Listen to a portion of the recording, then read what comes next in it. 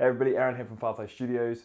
And lately I've been reading through our YouTube, Facebook, Twitter and Instagram pages and seeing a bunch of people asking exactly how many people work at Firefly and what they do here. So I thought it'd be a cool idea to bring all the guys from upstairs down here one by one to interrogate them about video game development, Firefly Studios games they've worked on in the past, and general questions of humanity, like whether they prefer pizza or tacos or beer or coffee. So first up, we're gonna get Nick Tannehill, our marketing manager here at Firefly. So we're gonna put him up first, run him through the gauntlet of questions. If you like the series, if you like the concept in general, make sure you leave a like below to let us know. But without further ado, let's get to the interview. Okay, so we're gonna start off with the general question. So Nick, can you explain to our lovely audience how long you have been at Firefly and what you do here? I've been at Firefly for 5 and a bit years, I think. I may be wrong, it's probably longer than that. Yeah. And I am marketing director is my title, but I do PR, marketing, biz dev, sales work, community management, and I manage about 10 people. So you got your fingers in a lot of pies, is what you're saying. Is what happens at every single small video game company where there's like, you know, one person with like 8 hats. I don't actually own 8 hats. I own like 1 hat. No hat on But today. metaphorical hats. I have lots of them. Can you explain to us what your Sorry, I'm trying to see the questions. favourite game of all time? Jet Set Radio on the Dreamcast, which is something that no one played. But I like the art style, I like the music. Jet Set Radio. Jet Set Radio. You never heard of Jet Set Radio? Oh, is that the game you showed on the YouTube? Yeah. Oh, okay. Yeah, These young people don't know about Dreamcast. I'll insert a clip, don't worry. You skate around Tokyo, graffitiing and fucking up with the, sorry, excuse my language, screwing with the police, and it's got an incredible soundtrack. If you go on Spotify, type in Jet Set Radio, it's got an amazing soundtrack. Probably the best video game soundtrack ever made, and it's my favourite game of all time. What's the story like? Do you have to like take down the man? Pretty much, yeah. Like it starts off you kind of taking out like rival gangs. So there's like lots of colourful different gangs around the city, and you explore the city. Okay. And then eventually like the cops get involved, and then obviously the cops are being controlled by a shady like government. Of course. Standard. Of course. Is he wearing like a black suit and like Yeah, sunglasses? I can't remember what his name was, but yeah, he's also very good at rollerblading, I think, for story-based reasons. Well, to reel that back in and go back to Firefly. So what games have you specifically worked on while you've been here, and how did you help them get made? Okay, so I started off as an intern towards the tail end of Stronghold 3, and then the major projects I've worked on at Firefly are sort of Stronghold Kingdoms initially, Strong Crusader 2, all the Steam editions for like Space Colonies, Stronghold 2, Stronghold Legends, the HD versions of the original Stronghold games, Metamorph, our next Stronghold game. But in terms of how I've helped them get made, I'm basically responsible for... I'm not looking at the questions. I'm essentially responsible for running the sales for the games, thinking of opportunities for cross-promotion with other developers, working with platform holders to get... to figure out where we are best to be promoted on their platforms, which can make or break the release of a game. Doing email marketing, so essentially getting the word out to people that in our sort of core community of about 700,000 people, doing all social media, basically managing the marketing campaigns for the games. But essentially, my job is figuring out what parts of the game sell the game best to the people that want to play the game. So you're basically saying you're the guy that people can thank for being able to pick up Stronghold for discounted prices. Yes, Nice. I'm your guy. Nice. I'm your guy. In terms of input on design, I will do things like thematic coding, so looking at things that people have mentioned in the community. So say someone wants a particular feature in a Stronghold game from a previous Stronghold game, I would trail Steam store reviews, Facebook comments, YouTube comments, etc. Count hundreds, if not thousands, of mentions of these particular things, and then feed that back to the dev team and say, look, X% of our audience, if we were to take this sample, want this feature. It represents Y revenue. There's a strong business case for adding this into the game. And luckily we're the kind of company that kind of takes notice of that. Building on that and sort of all the stuff you've worked on in the past and from Stronghold 3, could you give us your happiest memory at Firefly? That's a good question. Thanks.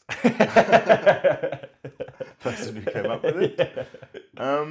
At Gamescom 2014. So after about 2 or 3 days straight of demoing the game for IGN and all the other sort of, big gaming sites, sort of towards the tail end of the event, having someone come up to us from Koch Media, our sort of box publisher at the time, and telling us that they've had to give us extra screens in the consumer area because the line for Crusader 2 was so massive that it was becoming a health and safety risk.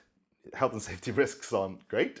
That's not a good thing. But being told that so many people wanted to play our game that they not only gave us a bunch of extra screens, but they also, had to sort of, they had to put security guards on the line that was forming because there was people getting robbed. No, it's just it's my turn. Gamescom is so crazy that a line like that isn't sort of you have to manage it. Yeah, but being told that was kind of like off the top of my head, I would say that's the most fun I've had. To sour that, what about your worst?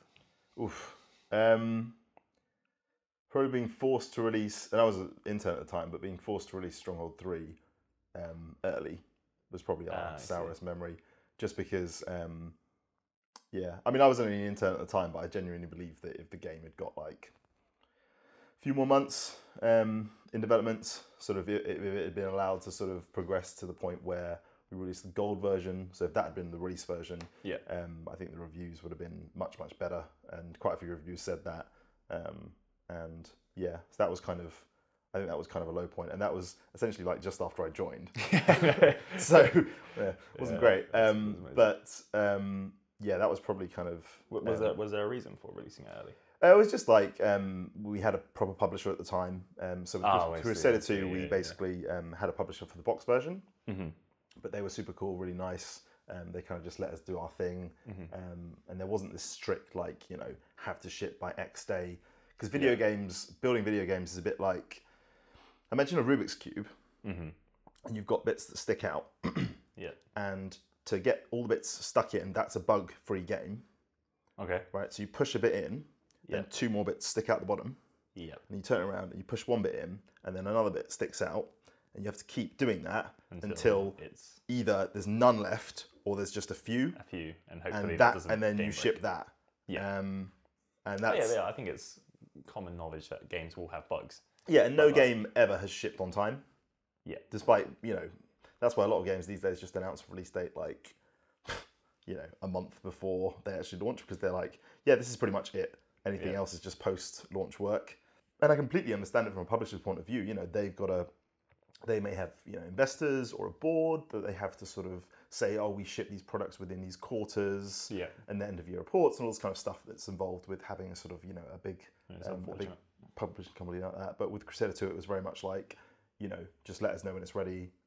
We were able to delay that a little bit towards release, and that was fine with them. And it was just a much better sort of relationship on both sides. But unfortunately with Stronghold 3, they just kind of, we had an obligation, and we had to fulfill that obligation. We'll go for a casual question, like our first casual question. Okay? Yeah, should I lean back in my chair? Yes. I'm already pretty fine leaning back, actually. You should sort of fall backwards. Okay, so if you had to choose one to totally eradicate from your life, okay? What, like a friend? You. One of these things to totally eradicate from your life. What would it be? Beer, tea, or coffee? Tea. You're not a big tea drinker? I love, I don't know if is it green tea that's like flavoured like strawberries and stuff? Herbal tea. I've got coconut and chocolate. I love herbal tea, but I need beer and coffee. If you were talking about regular tea, go straight away. Herbal tea, I'm a bit more I do enjoy my herbal tea. Yeah. But it would unfortunately be tea. Which is not a very British answer. You're failing the stereotypes. Keep them up. Where'd you get that question from? I just thought of it up from my brain. Your brain. You should have gone with money, power, or women. No, don't. It's got to be power.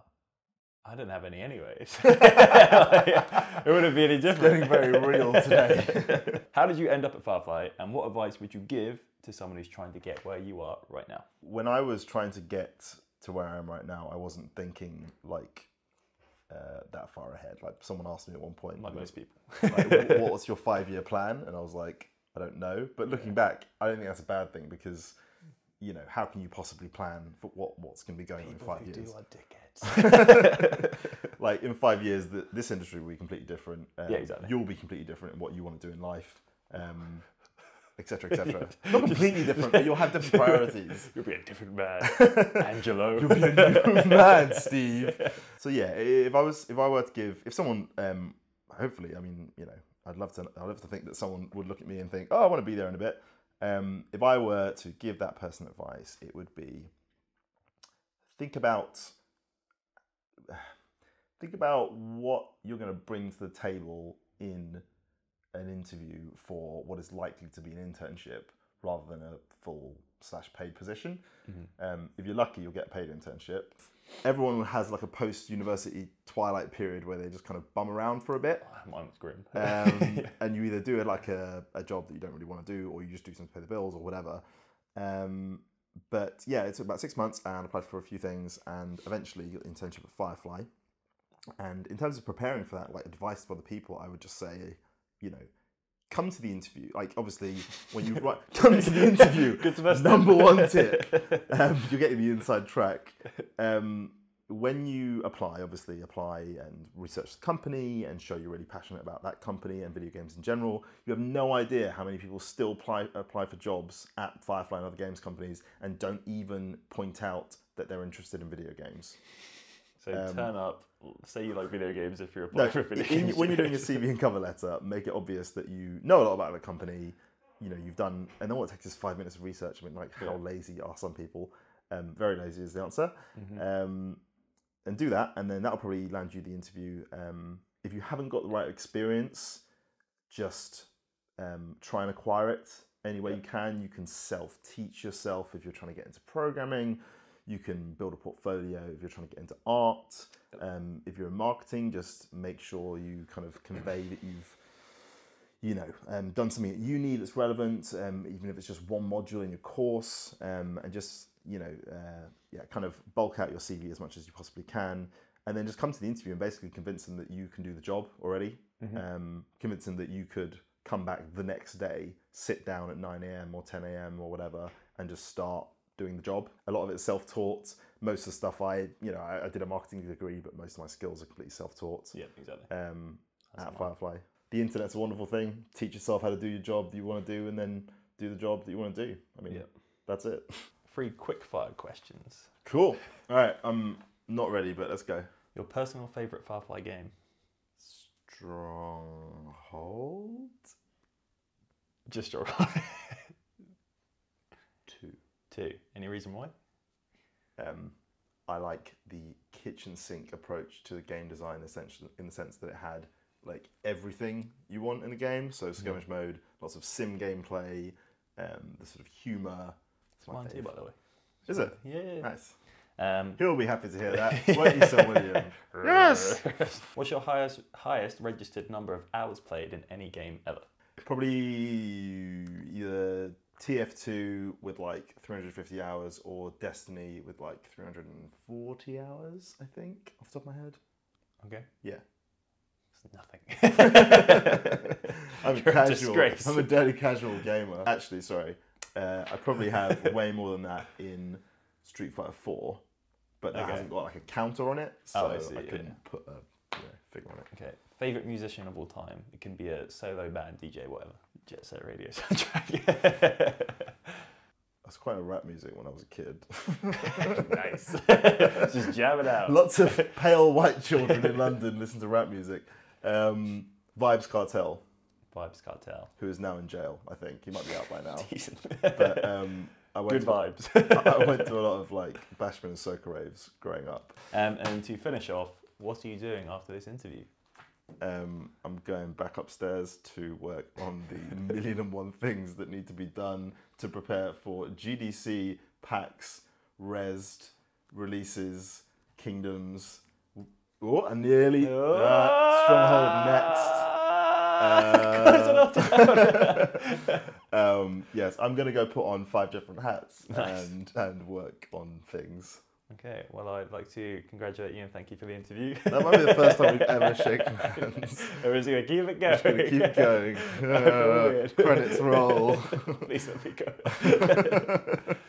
So that was the first episode of Meet the Team. I really hope you guys enjoyed it. If you did, leave us a like below to let us know. And also leave us a comment if you wanted any sort of particular Firefly dev here at the studio right now to go through the Meet the Team video gauntlet, although it's pretty chilled out, so that's not really an apt description. Or if there was any sort of general department you wanted to find more out about here at Firefly, be that art or design, programming or marketing, leave us a comment below and we can sort of put that in the schedule. And as always, if you like the video, make sure you subscribe to us here on YouTube for more Stronghold content, Metamorph content and general video game goodness here from Firefly Studios every Thursday at 3 PM. See you next week.